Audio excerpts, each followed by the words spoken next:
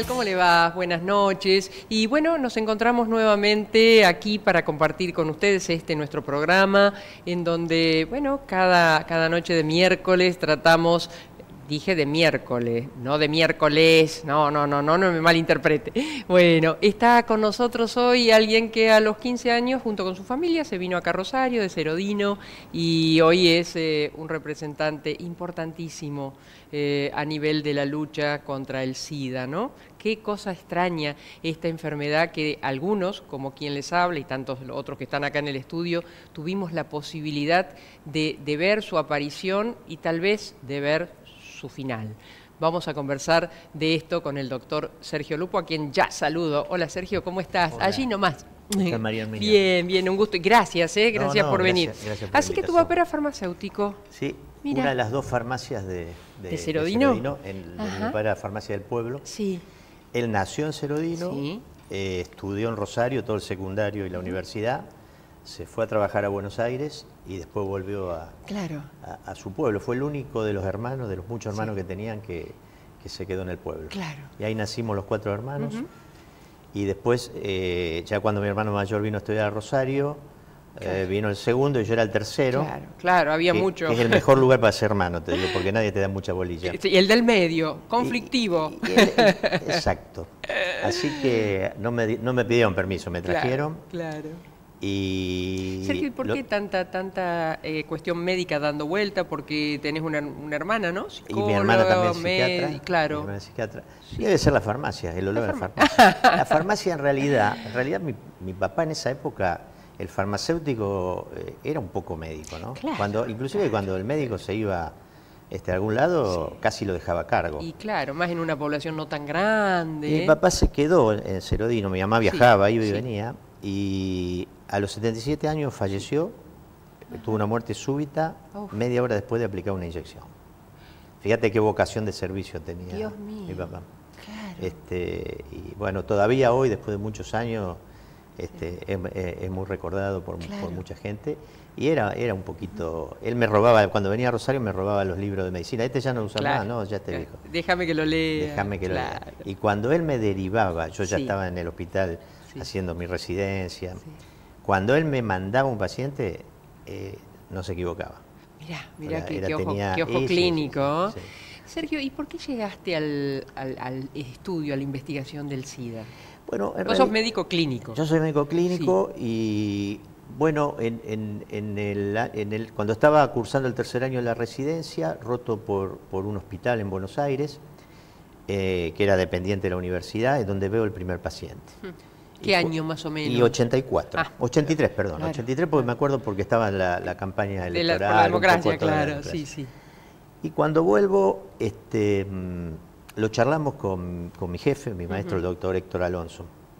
Y él, por supuesto, que es una persona que siempre estaba delante de todos. Nos tenemos que ocupar de este tema. Todavía no teníamos un solo paciente. Y pusimos, por instancia de él, una línea que se llamamos Línea Vida telefónica, en donde atendíamos 2 horas el teléfono para, digamos, consultas relacionadas a esto, que ya se venía hablando. Y bueno, consulta va, consulta viene, empiezan a acercarse los pacientes. Los primeros pacientes eran personas adictas endovenosas que no iban habitualmente a las consultas. Fue todo un descubrimiento para nosotros. Y así, bueno, día a día cada vez más pacientes hasta que teníamos una pequeña cohorte de pacientes. Una época mala porque buena desde el punto de vista de la curiosidad nuestra, por una enfermedad exótica, por todo lo que traía aparejado, en ese caso ni hablábamos de VIH, hablábamos de SIDA. Y después fue duro porque... ¿Y cuál es la diferencia, VIH y SIDA? Bueno, hoy hablamos de infección por VIH como una infección que tratada no genera grandes problemas y hay una expectativa de vida normal. El SIDA. En aquel momento era casi, decíamos, bueno, es cuestión de tiempo, ¿no? Lamentablemente. Por suerte, muchos de esos pacientes llegaron a los tratamientos y hoy todavía están con nosotros, de más de 30 años. Y bueno, después de esa época, como no teníamos nada, y estábamos un poquito, la verdad que la pasábamos mal, empezamos a explorar e investigar primero algunos antibióticos para prevención, después empieza el AZT. Claro, claro. Allá cercano a los 90. A los 90, sí. Y ahí me relaciono con gente de España, voy a Barcelona, aprovechando que mi hermano vive allá. ¿Es médico también allá? Mi hermano es psicoanalista. Ah, psicoanalista. Y bueno, y ahí ya recién también se estaba abriendo ya una serie de salas para atención de los pacientes, y ahí me relaciono con la investigación. Y creo que lo que me permitió seguir en esto fue que empecé a ver la expectativa. Claro. Es decir, la zanahoria, la primer zanahoria para adelante la tuve yo, con la expectativa que esto iba a mejorar. Mira. Y después fue la zanahoria que utilizamos con los pacientes, claro, diciéndole, esperen, cuídense. Hacíamos lo que podíamos con lo que teníamos, como siempre hace la medicina.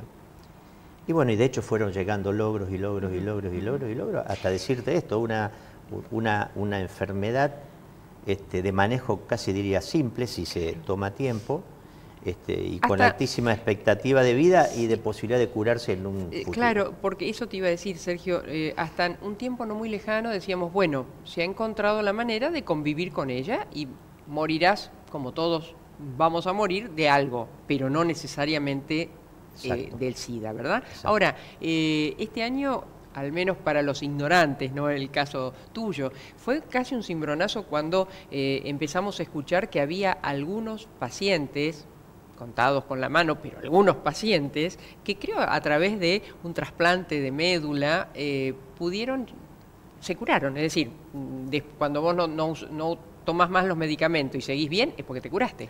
Exacto. Bueno, este fue el caso 2 que se presentó este año, que se llama paciente popularmente, Berlín, ¿es ese? El Berlín fue el primero. El primero, ajá. Este fue el paciente de Londres, un caso bastante parecido, un paciente que se había contraído la enfermedad en el año 2003, empezó el tratamiento en el año 2012 y en el 2013 se detecta un linfoma de Hodgkin, empieza a ser tratado y tiene la mala suerte que no responde al tratamiento. Muchos de estos pacientes responden y se curan. Se le hace sucesivos tratamientos, es refractario, entonces se decide hacer un trasplante de médula. Ya con la experiencia de paciente Berlín se eligen donantes. De los bancos de donantes se elige un donante que no solamente tuviera compatibilidad, como se hace en general en todas estas situaciones, sino que también tuviera un defecto, llamémosle así, en un receptor genético, en un receptor por donde entra el virus, que es el receptor R5. Se llama la mutación delta 32 y tiene que ser homocigota, o sea, de los dos lados, los dos alelos, que así se llama, tienen que ser positivo para este receptor. Esos pacientes son inmunes a la entrada del virus. Y este paciente es sometido al trasplante, responde desde el linfoma y va creando una nueva estirpe celular en donde es invadida por estos nuevos CD4 que hacen decaer lentamente y progresivamente lo que llamamos el reservorio, que es lo que queda del virus en los pacientes que tienen carga viral suprimida, y a los 18 meses se suspende el tratamiento. Suspendido el tratamiento se hace un control muy estrecho, prácticamente semanal y luego mensual, y se ve durante 18 meses, que es hasta el momento que hicieron la presentación, que no solamente no tenía actividad del virus, sino que fue negativizando hasta los anticuerpos. Es decir, fue creando ya indudablemente una nueva respuesta. Al no tener virus, los anticuerpos van desapareciendo. Obviamente que esto no es un camino, o sea, no podemos hacerle trasplante a todo el mundo que tenga... No, esto está dentro de una gran estrategia que se llama la estrategia de la erradicación. Que el trasplante forma parte de estos casos muy aislados, muy aislados. Hay 5 pacientes que en este momento están en esta vía de suspensión de tratamiento. Pero también hay unas terapias génicas que se están usando con logros menores porque se van haciendo inyecciones que tiene como objeto en el fondo hacer lo mismo que hizo el trasplante, pero digamos en cuotas. Pero después hay todo otra rama de la investigación que es lo que llamamos la cura fisiológica, y que es utilizando, aparte del tratamiento, hay una especie de vacunas terapéuticas, se llaman así anticuerpos monoclonales, etcétera, etcétera, con la idea que este refuerzo inmunológico más, perdón si soy muy técnico, pero es se lo entiende, que corresponde, más unos activadores de reservorio pudieran hacer suspender el tratamiento. Se han conseguido algunos logros por 6 meses en algunos pacientes, pero en fin, ambos caminos se han liberado ya para que la investigación tenga cada vez más entusiasmo y así llegar en algunos años más a la cura, ¿no? ¿Qué cosa, no sé qué otra epidemia o endemia ha sido esto? Bueno, esta es una pandemia en realidad, claro, porque abarcó a todo el mundo. Sí. ¿Y hay antecedentes de una pandemia en el cual nosotros la veamos surgir y la veamos hosiquear? No, los avances o sea, que una persona en su ciclo vital de médico vea el comienzo, y esperemos que el final va a ser un caso único. Sergio, ¿no? y escuché por allí el tema de vacunas de prevención. ¿Qué hay de esto? ¿Y para quiénes? Bueno, hasta hace no tanto tiempo decíamos estamos fracasando en vacunas. La vacuna más exitosa fue la vacuna de Tailandia, que se vacunaron 9.000 personas, voluntarias sanas estamos hablando, y tuvo un 27% de efectividad. Hoy, basado en esa efectividad menor, fueron mejorándose las moléculas. Ya hay moléculas que actúan son partecitas del virus que se meten dentro de un virus, son adenovirus, dentro del organismo, y esos empiezan a replicarse y generar una respuesta inmunológica. Y hay avances notables, hay una de estas vacunas que se hizo en 70 monos, en donde tuvo una eficacia del 67%. Paralelamente, en seres humanos se hizo esta misma vacuna que tiene muy buena reactividad y se va a probar en gran parte del mundo a partir de este año. Ah, mira. Esto desde el punto de vista, por ahora, de la experimentación, genera una idea de posible éxito, ¿no? Sergio, ¿y la población es población de riesgo? ¿Cómo? Por ahora, bueno, en general las vacunas se utilizan en lugares donde epidemiológicamente hay mucha prevalencia del virus, como en Sudáfrica o en otros países africanos, o en lugares como puede ser Argentina, Estados Unidos, Brasil, en donde se pruebe en población que tenga más riesgo. Estaba viendo, no sé si esto es nuevo o no, me lo acercaba nuestra querida productora Liliana, los millones de personas con virus de HIV, África Oriental y del Sur arriba, ¿no? Como casi 20 millones. De los 35 millones se concentran 2/3 en Sudáfrica. Claro. Después, bajando un poquito, África Central, Occidental, Asia Pacífico, y lo que me llamó la atención, en el Caribe y Oriente Medio y África del Norte, estamos en cifras 0, Sí, son lugares de menor prevalencia, por eso siempre le ponemos el desierto del Sahara para el sur y para el norte. Ahí hay una diferencia, las otras son cifras bastante parecidas a las europeas. Yo te he escuchado, hablamos cada tanto, que tenés la gentileza de atendernos siempre, la prevención. Vos decís, hay muchos jóvenes que ignoran la enfermedad. Creen que esto ya está, o ignoran en el sentido de decir, bueno, ya fue, no nos ocupemos de eso. Sí, es cierto eso. Digamos, la infección nos genera temor, que es bueno que nos genere temor, porque quiere decir que hemos mejorado, pero a la vez hay una cierta falta de respeto, no es solamente al VIH, es a todas las enfermedades de transmisión sexual. Es decir, habrá escuchado y lo hemos hablado, el aumento de la sífilis, el aumento del herpes genital, el aumento del papilomavirus, que realmente, sobre todo en los 2 o 3 últimos años, es muy importante y habla de falta de cuidado, que coincide con las encuestas. Nosotros clásicamente en las encuestas que venimos haciendo desde hace 20 años, la mitad de la población que encuestábamos dentro de las campañas no usaba preservativo en forma consistente, o no tenía sexo seguro. Y hoy en algunas aumenta hasta el 80%. ¡Epa! Entonces, bueno, ahí está la respuesta, también con el cambio de los hábitos. Todavía no tanto en nuestro país, pero ya hemos aprendido que todo viene en Europa, fundamentalmente las fiestas sexuales, claro, y mucha incidencia a la droga. A lo mejor la persona empieza esta reunión pretendiendo cuidarse, pero luego no es fácil porque son muchas horas. Y bueno, y se ven, por eso hay hasta epidemias de hepatitis A y de hepatitis C, hepatitis B en esas situaciones. Así que claramente es el sexo no seguro, digamos. Por eso necesitamos vacuna, el PrEP, que el PrEP habrá escuchado también, que consiste en tomar parte del esquema del tratamiento en forma diaria o en forma a demanda, se llama, antes de la relación y 24 y 48 horas después. Claro. En Europa y en Estados Unidos es muy popular, en las páginas de internet o en las páginas, en las redes sociales. Acá todavía no.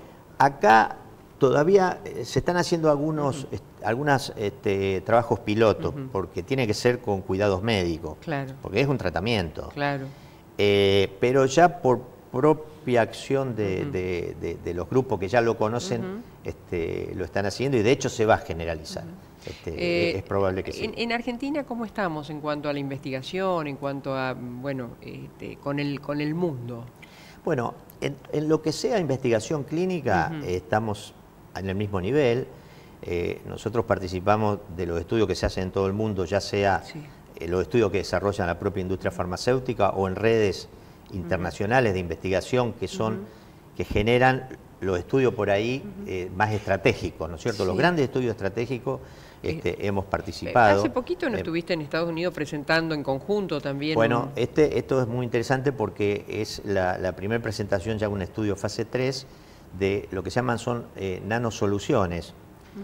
Son nuevas formulaciones de las drogas, que son microcristales que duran mucho tiempo en circulación. La nano es la unidad mínima, de algo, ¿no? Y en este caso, con 2 drogas, con inyecciones mensuales, y ahora estamos haciendo el estudio con inyecciones bimensuales, se consigue el mismo objetivo que tomando la pastilla todos los días. Esto sería una solución para, sobre todo, personas jóvenes que viajan o personas que le cuesta tomar la pastilla.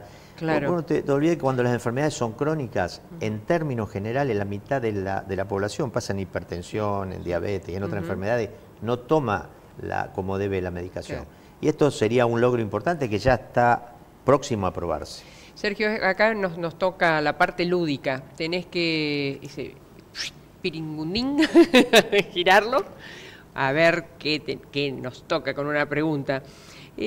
¿Cuál es lo que más te llama la atención en la Argentina? ¿Qué es lo que más te llama la atención? Lo que más me llama la atención es que teniendo un país extraordinario y teniendo todo lo que tenemos, que es mucho y que no reconocemos, seamos tan quejosos. La queja constante, pero no la queja del que menos tiene. Yo atiendo en el Hospital Centenario gente que tiene lo que puede y que vive de la changa, pero esto es histórico, esto no es de ahora, desde que tengo 23 años. Y es gente agradecida a lo que se le da, y uno no lo escucha quejarse. Y atiendo también a otra gente que a simple vista viene en auto, te cuenta de sus vacaciones en Europa y que continuamente se está quejando. Y después viaja y dice, pero en Argentina tenemos esto, esto y esto. Y cuando entramos acá no lo reconocemos. O a veces yo lo veo yo viajo más por razones de trabajo, pero a veces veo que se van de vacaciones y se están quejando. Entonces, creo que hay una queja desmesurada. Lo veo también por muchos inmigrantes que se atienden con nosotros, que están muy agradecidos, porque todos hablan, en Paraguay no hay inflación, pero en Paraguay no le dan una aspirina. Lo pongo como ejemplo. Pongo como ejemplo. Y acá tienen la todo. Salud, vienen con su familia y se los atienden. Las obras sociales, la salud. La universidad gratuita, el hospital gratuito. Digamos, cosas que muy poquitos países del mundo lo tienen.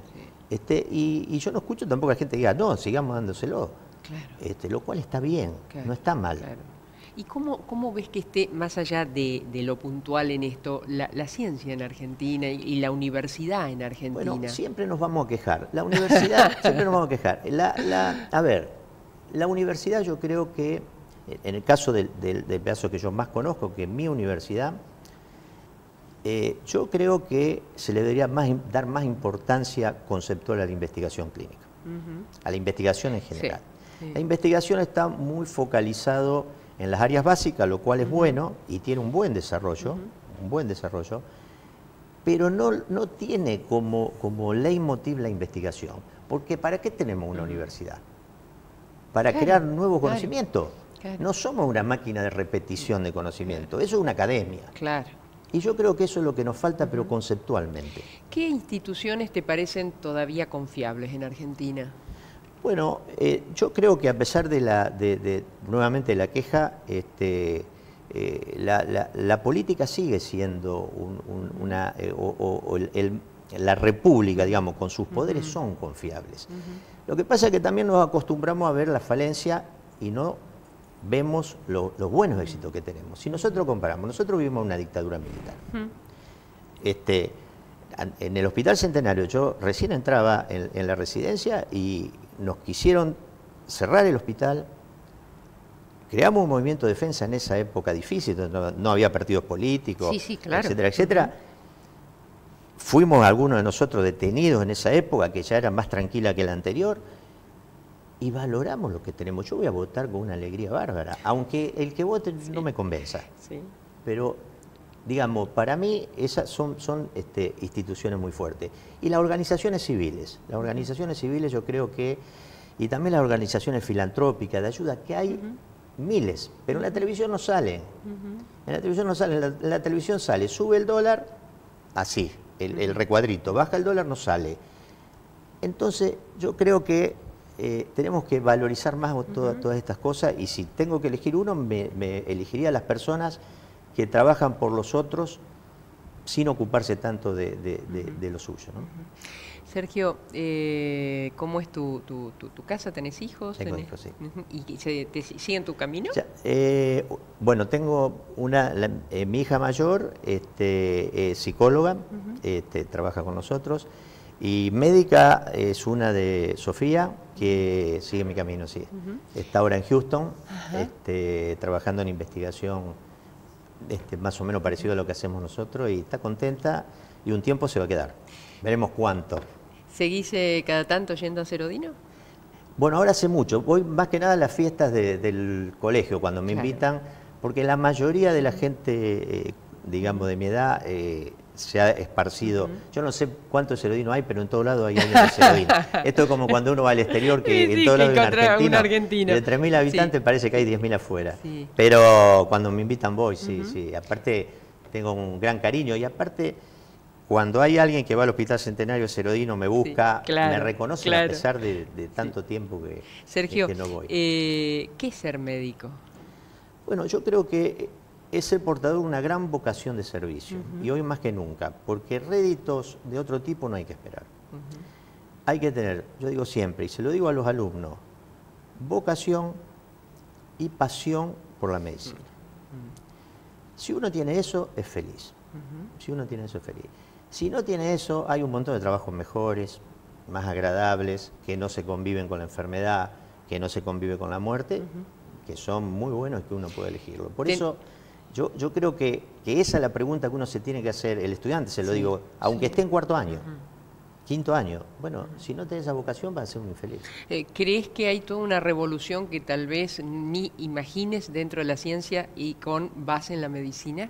Yo creo que sí, lo vemos, la evolución es enorme. Si yo en este momento, con el conocimiento que adquirí recién recibido, estaría ejerciendo la medicina, sería un mal curandero. Es un cambio extraordinario lo que ha ocurrido. A veces ni nosotros nos damos cuenta, ni llegamos a conocer lo nuevo. Nos cuesta trabajo a los que estamos un poco en las distintas áreas, y a veces entre nosotros los que estamos en distintas, llamémoslo así, especialidades, nos comentamos y nos asombramos de lo nuevo del otro, ¿no? Y ni que hablar desde el punto de vista diagnóstico, que ahí es la tecnología, la ingeniería, la física, todas estas disciplinas que nos ayudan mucho. Nos estamos yendo, creo. No alcanzo a ver el reloj, pero estoy con 2 minutos. Una barbaridad en televisión. ¿Cuál es, de alguna manera, más allá de bueno, esa cuestión que tenemos los argentinos, pero esto de que siempre pateamos la misma piedra, ¿en qué crees más allá del mal humor? Bueno, yo creo que no aprendemos de nuestros propios errores. El gran problema que decimos, hay inflación, ejemplo, uno de los errores globales, y hacemos todo lo posible para que siga yendo. No hay capacidad de hacer un buen acuerdo. Si juntamos a los 10 sectores más importantes, y los 10 sectores van diciendo, es la perinola, pero yo pongo esto, y los 10 ponen eso, mejoramos. Si juntamos los 10 y dicen, yo quiero esto, que es lo que suele ocurrir, por lo menos lo que uno ve, entonces así nos mejoramos. Debe haber generosidad.